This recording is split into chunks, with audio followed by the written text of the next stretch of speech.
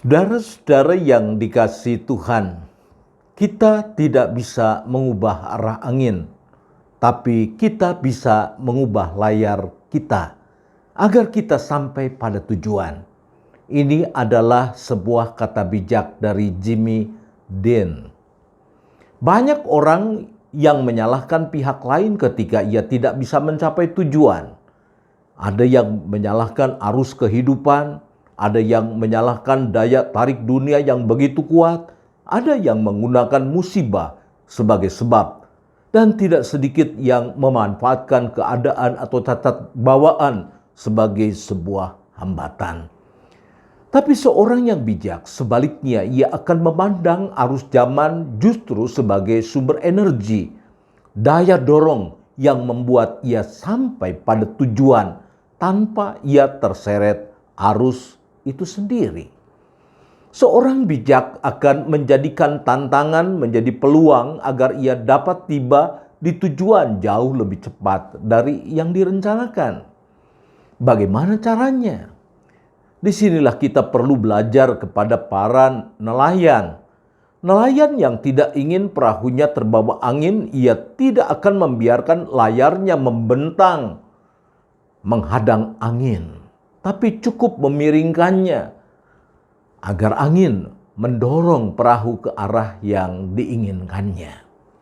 Kita dapat belajar dari orang-orang yang berhasil mengubah tantangan, kesulitan, musibah menjadi peluang, sehingga melalui pengalaman buruk dan menyesakan yang mereka alami, hidup mereka menjadi inspirasi bagi banyak orang yang mengalami hal mirip dengan apa yang mereka alami. Orang-orang yang terbawa arus zaman adalah orang-orang yang tidak menggerakkan layar.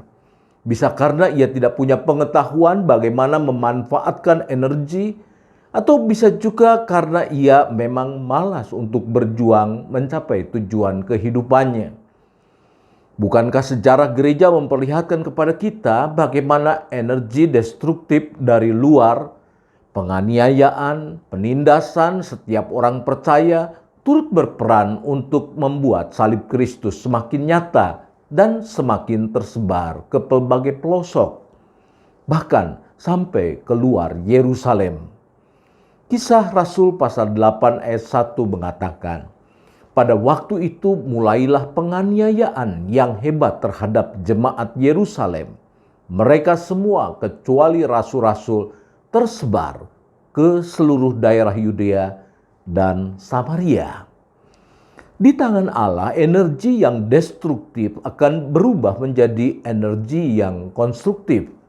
Begitu pula bagi setiap orang percaya yang bersandar dan mengandalkan Allah. Ia akan sanggup menggerakkan layar kehidupannya secara tepat sehingga nama Tuhan dipermuliakan. Sebagaimana refleksi Paulus atas pelbagai penderitaannya yang kita temukan dalam 2 Korintus pasal 4 ayat 8 hingga ayat yang ke-10. Ia mengatakan demikian. Dalam segala hal kami ditindas, namun tidak terjepit.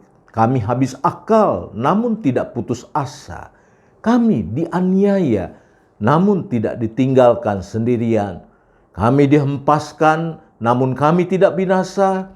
Kami senantiasa membawa kematian Yesus dalam tubuh kami, supaya kehidupan Yesus juga menjadi nyata di dalam tubuh kami. Saudara-saudara yang dikasihi Tuhan, selamat memaknai kehidupan, selamat menggerakkan layar agar kita tiba di tujuan dengan selamat dan nama Tuhan dipermuliakan. Tuhan Yesus memberkati.